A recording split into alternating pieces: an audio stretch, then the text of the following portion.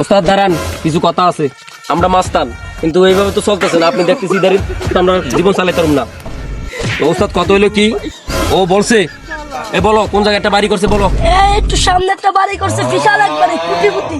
তাহলে আমরা সবাই ওই দিকে যাই, আজকে চলেন। দান্দাটা এখান থেকে করবো। আচ্ছা চলেন। চলেন।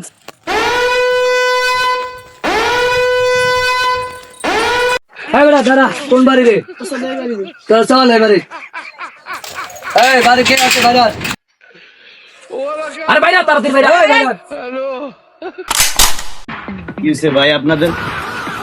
আমি অনেক খোলা পানি চালাই, আপনার নতুন এমন সুন্দর করে একটা বাড়ি করছেন, আপনি আমাদের কোনো খরচপাতি দেন, আমি খোলা চালাইতে পারি না।